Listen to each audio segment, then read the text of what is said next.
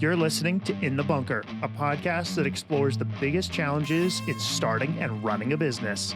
My name is Joshua Maddox, and I'm an entrepreneur and business owner myself. I'm sitting down with business owners to talk about the challenges they face, the lessons they've learned, and how we can all grow from it.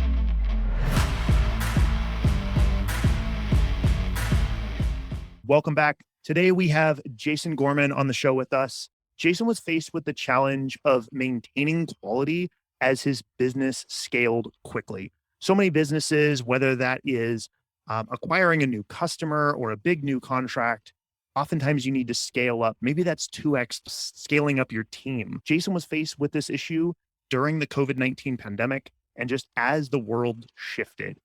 Jason has over 23 years of experience in learning experience. And so I want to dive in and just jump into this topic.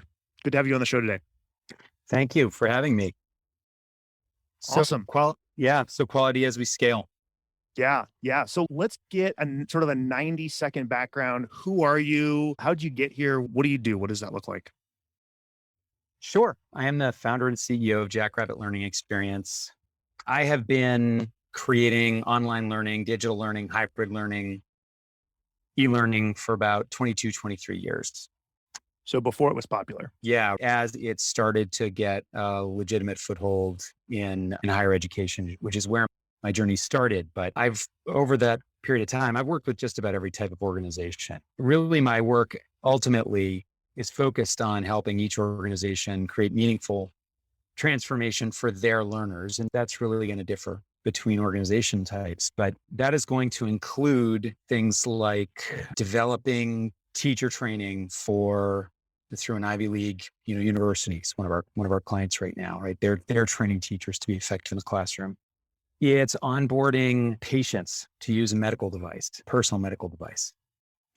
It is helping a nonprofit organization train government officials all around the world how to integrate data into their policymaking decisions. So taking something that was formerly just face-to-face workshop, where they would bring people in from around the world and doing that virtually now. So I've worked with all kinds of organizations. And I started in higher ed, and then my journey led me into other places. Now I get the wonderful benefit of working with all these other organizations. That's awesome. Yeah, there's so much to unpack just with some of those challenges. And obviously with COVID over the past few years, there's been so many challenges inside of the education space, moving from a physical classroom to remote inside of all of that. One of the things that we were talking before we hit record was talking through like maintaining quality, the team, the product that you guys provide, or that service. As you guys scaled, like what did the company look like pre-COVID? And what does the company look like today? And what have those experiences been through that scaling process? So Jackrabbit's only 3 years old, just a little over 3. So we're still a relatively young organization. Yeah. Prior to the pandemic, we were actually at that time just hiring really our first full-time employee. I had been working with lots and lots of contractors, dozens of contractors, until my outsourced HR professional and my CPA got together and had an intervention and said, you cannot do this anymore. So along with my partner, we had to really rethink our approach to hiring. So a big part of that is just hiring a core internal team. We still work with incredible contractors. And in some ways, in some instances, we also act as a general contractor. We'll subcontract to other organizations that work with us to achieve the product goal for a specific client. So the kinds of challenges we had at the beginning of the pandemic were we were cruising along at a pretty good sense of what our book of business was going to be that year. And what happened is that it just basically froze everybody in place. So everybody remembers, we all thought this is going to be weeks, maybe it'll be months. Nobody thought we would be talking at the end of 2021 about still coming out of this thing. But at first, it really just everybody just didn't know what to do. And there was in my space, there was this kind of moment of emergency where I had somebody call me up and say, we have a client of ours, it's a university. They need to bring 300 courses online like in a month, which is bonkers. And what they really needed was, we just need somebody to coach faculty and get the bare bones online so they can deliver some kind of course. What we do as an organization really isn't that. It's much more thoughtful. It's more designed. It's more crafted. I think a lot of the things that parents have seen from their kids in their schools is a little bit closer to what we were being asked to do in those early days, which is to have a teacher or a professional or subject matter expert just doing the best they can with a technology like Zoom and some kind of website or learning management system that could host their materials. So at first we were asked to do a lot of that work, but then I think as organizations started to see that this was going to really become a long-term thing and that it was going to impact their business in a bigger way, different kinds of things started to happen for us. And what was important as we started to see larger opportunities and in different kinds of opportunities, I mentioned the medical device organization company that we're working with. This is a very large organization, as you'd expect. They needed to bring a whole patient onboarding experience online, and they hadn't done anything like that before. And for us, that is a scale, or a large university program is a scale that is significant for a company that's just a couple years old. And there are a couple things when I think about quality at scale that I think are really important. So one for us, honestly, was just really clearly identifying our core values and our core focus, our core value proposition. And that seems like a strange place to start, but I think the reality is that a lot of our decisions and a lot of our direction came from a clear understanding about what we wanted day to day our company to be, what kind of culture we wanted to build here, what kinds of clients, who are the clients we could work with where we can deliver the most value, where we can be the best possible partner, we can create the best quality product. It's not everybody, right? It's just specific types of organizations with specific types of needs.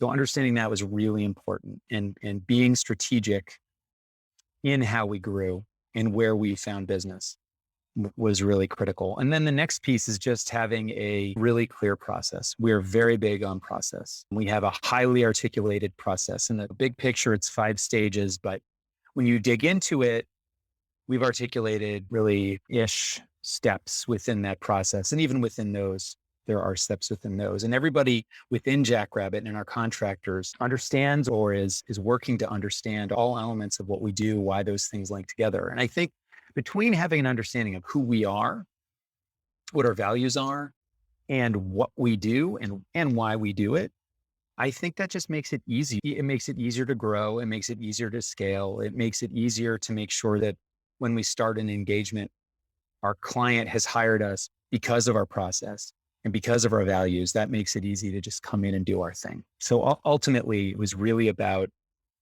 really writing those things down, not having them just in our head, but really committing them. That's really good. Yeah, that's really good. I think recapping some of that, like, it's the planning element. It's what are the core values? What's the value proposition? That all influences the culture. That makes sure that you're hiring the right people, that you're Right. retaining the right people, having a clear process that everybody on the team knows what's happening, rather than, as a founder and CEO, rather than you being a part of every single decision-making conversation. I know that was a challenge for my business for a while, to be able to have our team members. I'm not on every Zoom call. That's amazing. And these are oftentimes some of the things as business owners that we think, I don't have time for that. I don't have time to outline a process. We just need to get it done. Yeah. But if you don't spend that time to outline that process, for you guys, what happened once you did outline that process? What was the shift? It's a few things. One is that we could talk about that process in literally our first sales conversation, somebody doesn't know us, they were referred in, or we're having our first conversation, we're introducing ourselves. Within the first 20 minutes, we're talking about that process at least a little bit. And we've gotten very consistent feedback from our clients. That is one of the reasons they chose to work with us, because they knew that they would be guided through something that we've done before. Nobody wants to be a guinea pig. Everybody wants to know that they're in good hands. And I think so that one really immediate thing is that we get a lot of really great feedback from the market, from our clients and partners, the people that we really want to work with. Another is that it really just reduces an enormous amount of noise that can happen in a project. So if you understand what comes first, then second, then third, and everybody's on the same page, everybody knows each other's roles. Those things have been articulated and written down. Everybody knows how and where they're communicating, what the steps are and why. There's just a lot of conversations that don't need to happen because everybody's already on the same page. And that means that you can really spend your time executing on the interesting creative stuff, as opposed to wait, are we delivering this thing first or this other thing first? And what are our requirements for A, B, or C? Or what happens after this part of the process? Those things are a real drain on creativity and never have a great impact. If you have a lot of that, it has a really negative impact on your final product. Well, and not only that, it also, if there's a lot of back and forth and maybe A, maybe B, maybe A type thing, the client also feels, am I the first customer they've ever worked with? Yeah. But in reality, you've worked with 50 or 100, but you've done this 100 plus times. Mm-hmm.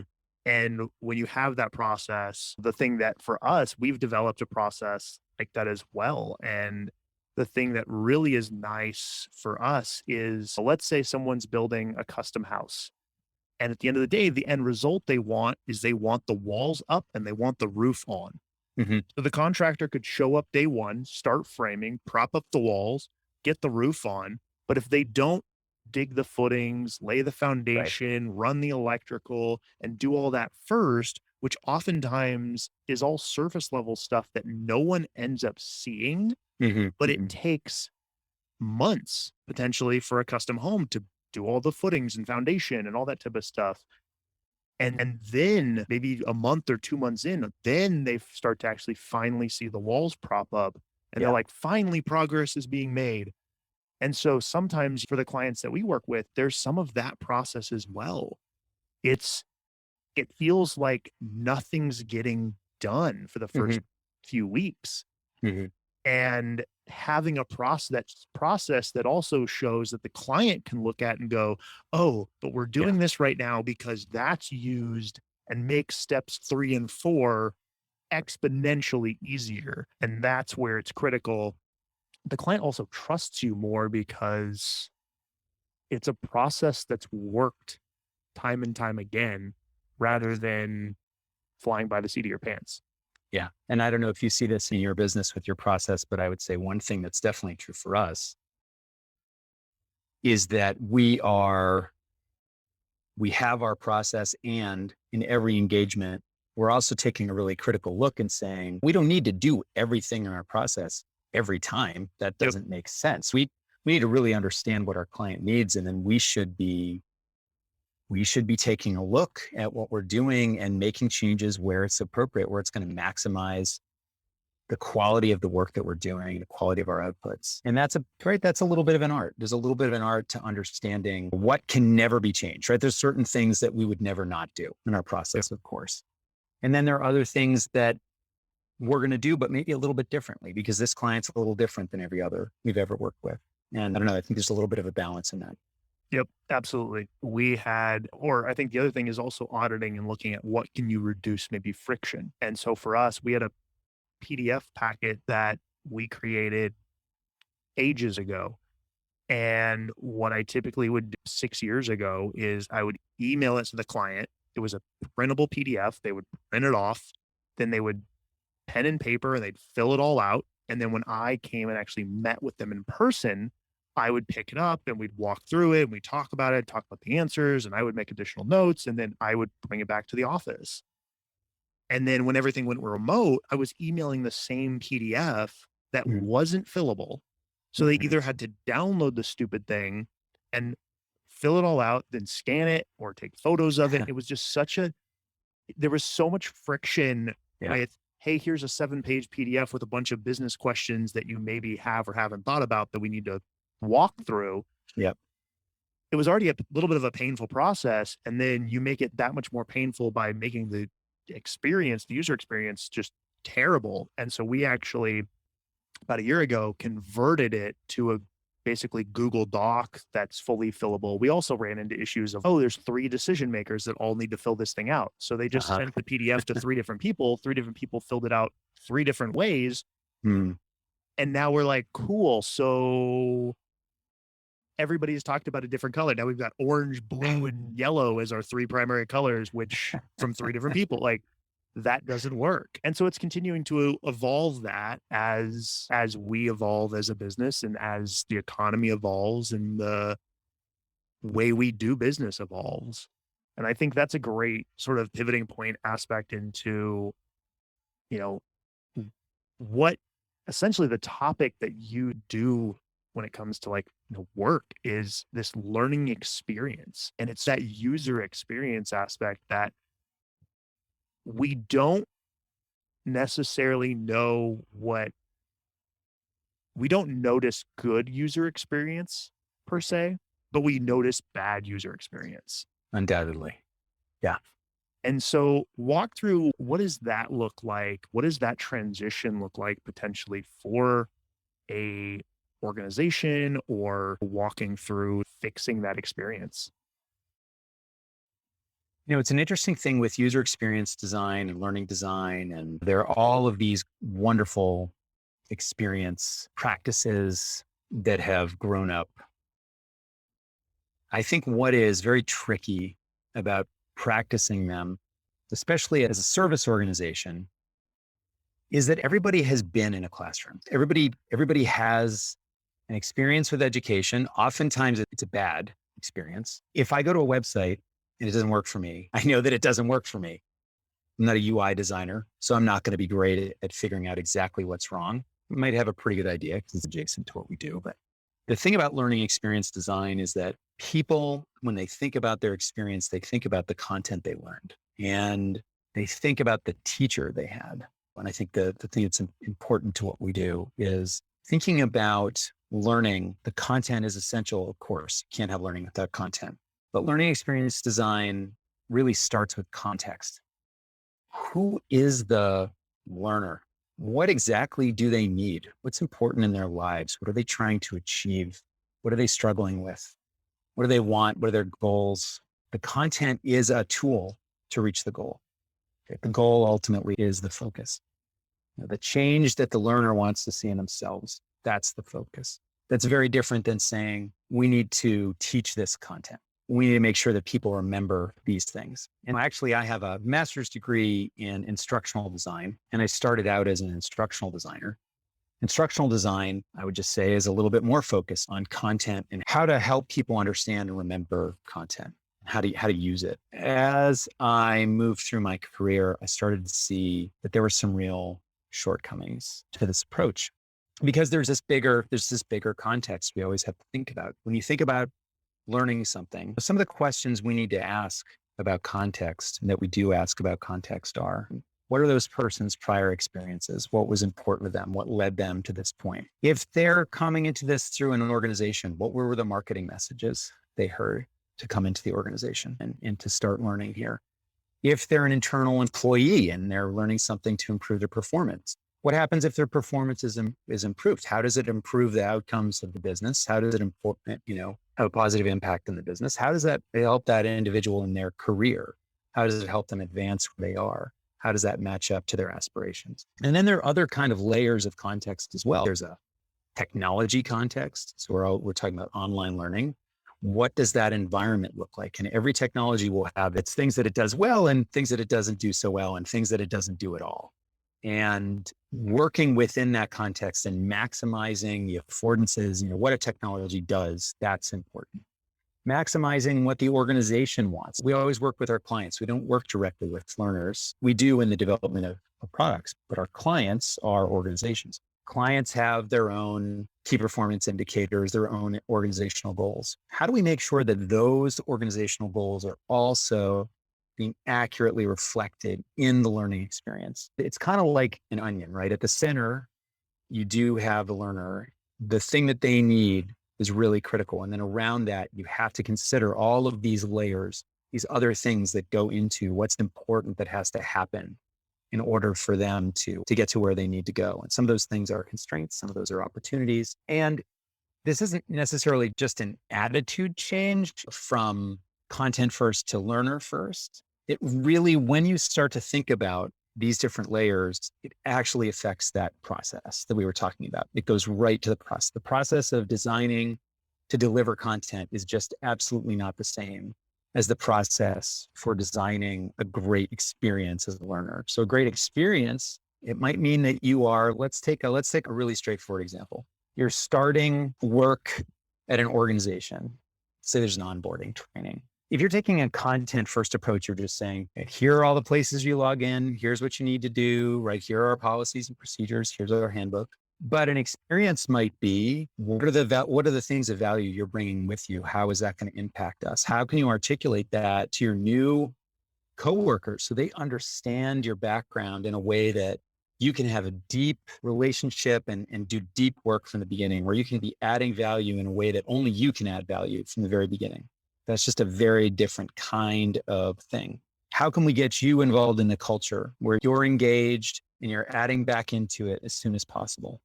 That's just different than getting information. So learning experience design is really just a balance of, for us, it's really consulting, it's design, and it's production. And it's really focused on this kind of broader superset of things that enable somebody to have a transformative experience.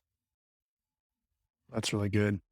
Yeah, I like the aspect of the onboarding. Obviously, you guys work with higher education, you work with, Mhm. companies, you work with nonprofits. There's all different spectrums of this. And when I first saw the company name and thinking learning, I was like, oh, okay, higher education. And I was like, oh no, it's not just that. There's so many other facets where we learn. My team learns every day by the internet changing, and we all learn just on a regular basis because new things happen. We all had to learn Zoom in 2020 if you weren't using it at that point. And I think it's interesting to think about from an onboarding experience. You're right. A company can provide a PDF doc with all those bullet pointed login portals and say, here you go, welcome to your first day. Or they can provide a experience for onboarding. I know there's a company called Valve, and they make the gaming product Steam. They have an employee handbook, but it's the funniest PDFs. It's got little notes in the margins and all this stuff that looks like the team passed it around and marked it all up and stuff. And that's really something I like, the aspect of changing from content first to learner first, and really thinking about how is the person who's going to be reading this interacting with it or absorbing the information, rather than just here's the information they need to absorb and they can figure out how to do it. Yeah. How are they going to feel at Yeah. the end of it? And somebody talking about maintaining quality as we grow our businesses, there's no way you can't maintain quality as you grow your business if your employees are not on board, are not bought in, are not engaged, are not interested in working with each other, are not interested in the success of your organization. Both of us know, probably everybody listening to this podcast will know, that's just obvious on its face. And that experience piece is something that I think, honestly, all of us think about all the time. We don't always have a name for it. And our business it's just really around building up a kind of a practice and a deliberate approach to being thoughtful about how those things are created. You have a patient that's using a new medical device who might be scared about what it means to make that change in their lives, who might be depressed. How do you do that in a way that respects where they're coming from, validates where they're coming from, but also provides an experience that helps them feel as though they're in the best possible hands, that they feel reassured, and that there can even be a little bit of levity introduced into the process because actually their lives are getting better. Those things are right. None of that's content. There's so many aspects to this when it comes to continuing to learn outside of just the education, higher education, K through 12 space. I think about when I was in college. You were talking earlier about oftentimes what makes somebody, maybe it's the teacher that made it good. And I do think about There's a teacher in college that I took stats, and a friend of mine was like, take this one teacher. She's amazing. And it was because she thought about the students Mhm. and how they wanted to learn. And so we Yeah. did stuff like she brought in a case of M&Ms and we talked about the statistic probability of how many red M&Ms are going to be in the next bag. And we did the math equations. Could she have done that by just putting a bunch of numbers up on the screen and just doing it that way? Yes. Yeah. But it was the actual learning. We went and stood, we were up on the third floor of the building. We went and stood out on the balcony for 10 minutes during a class session and we counted different people depending on if they were wearing hats or backpacks or long sleeves and then ran probability calculations and a week later went out and stood out there and checked our probability calculation and then did it again. And those are elements that I remember because the learning experience was enjoyable. Yeah. And I could have just sat and read a textbook and just wrote Mm. memorization and passed the test, but I wouldn't have remembered the learning experience. Yeah. And because I remembered the learning experience, I remember a lot of the lessons and how to apply them still. And it makes it so much more memorable. Yes, was standing outside for 10 minutes, counting people with baseball caps. Could something else have been taught during that time? Maybe. But would I have remembered any of it? Probably not.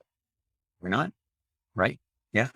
I love that because we've all had those teachers. Hopefully everybody's had at least one teacher like that, where they can think back to that person and say, man, that person made a real dent in my life. Like I'm a better person because I was in their class, because they really understood what I needed. They cared to understand it deeply. They made it a part of their plans and they created an experience that felt good and led me to a place where I was applying what I was learning in a better way. I was remembering it more soundly, felt better in the process. Yeah, that's a special thing when you get somebody like that. I think it's actually really hard, right? I think for most of us, that person is the exception, not the rule, unfortunately. I think applying a process to doing that correctly just gives us a better shot at having it happen because it just so infrequently happens on its own. You really need a master teacher, right? You need one person who just gets it deeply and is really committed to their craft. And that's a lot to ask of any subject matter expert. It's really hard to be a great teacher and be great in a subject area as well.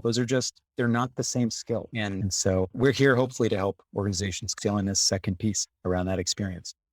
Before we wrap up, what is your maybe primary advice to someone who is really struggling with maintaining quality as their business is scaling? What is your sort of one piece of advice that you would give that person? I think you've got to really write down the things that are important to you. None of us can do everything. And so for us, writing down our core values and our core focus, our value proposition, they felt almost like we're a business, so we've got to put this stuff down on paper. We've seen, like, I've been in other businesses that have done this. I was part of one that put it on their wall. Walk in every day, come out of the elevator, you'd see there 6 principles or 7 principles on the wall. But unfortunately, we've also all seen these organizations where they're just said, but they're not followed. They look nice. They look nice. They look nice on the wall. But I think if you write something that's valuable, not just as a message, but also as a way to guide your decision making, I find it when things are the most difficult, I find it really difficult to get zen enough to make the best decision I can because I'm overwhelmed or I'm exhausted or I'm scared, or if I can turn back to my values, but can turn back to our core value proposition and say, you know what, at the end of the day, this is what it's all about. Where does this play into this thing I'm trying to solve right now? I find it makes the decision-making process a lot easier and it makes the quality of decisions a lot better. Next after that is committing to the process. And I think it's writing your process down. The less, just trying to eliminate hard decisions by trying to come up with the answers before you're in a situation where you're maybe not at your best, not thinking most clearly. I think that's been great for us. That's awesome. Yeah, a lot of good takeaways there, and definitely stuff for my company as well that we've seen shift. We both connected through Tab, and I know one of the members in our group, my Tab group, has always said he has a to don't list. Mhm. And it's his list of things that he should not be doing. And he will literally look at his to-do list and go, I should not be doing that.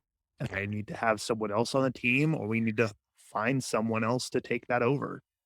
And I think as a business owner, sometimes we want to make sure that we have our fingers on the pulse of everything. It's hard to let go of some of that, but I think having your core values, your value proposition, and that process that you're a part of creating, and then hiring people who value those items and understand the core values and understand the value proposition means that they get your vision, which means you should be able to trust them and Yeah. allow them to do what you hired them to do. Yeah. Yeah, that's terrific. And I learned something from you. I like the to don't list. I'm gonna It, it I'm gonna use that. it's really helpful. It's good stuff. Awesome. Well, it has been really good having you on the show today. For those people who do want to connect with you or find out more about what you guys are doing, I'll have website, LinkedIn, all that stuff in the show notes. But what's the sort of number one spot where to connect with you? I know some people update their personal LinkedIn or their company LinkedIn or their Twitter account, or what's that best number one spot to follow you? Definitely LinkedIn. I'm pretty active on there. My personal account and the company account are good. Again, I think it's LinkedIn/in/JP Gorman. And then the company's Jackrabbit Learning Experience. You can find me in both of those places. I'm easy to reach there and I'm in there a lot. Perfect. Awesome. And those links will be in the show notes. Great. Awesome. Well, it was great having you on the show. Appreciate the time. Thank you so much, Joshua. Thanks for listening to this episode of In the Bunker. As always, we can be found on Instagram, Facebook, and Twitter at In the Bunker Podcast. Be sure to share this episode and what you're going to apply from it and how that can affect your business. Make sure to tag us in that post so we can highlight your journey as well. Again, thanks for listening. Each episode of In the Bunker takes a lot of work to put together, from finding the guest, shooting, editing, all of that. And where I really could use your help is twofold.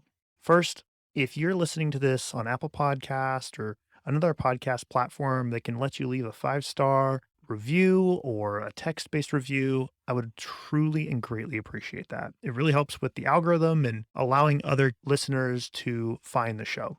The next thing that I really need help on is sharing this with friends, family, business owners, people that you think need to hear this content. I appreciate you listening to this episode and looking forward to next week. Take care.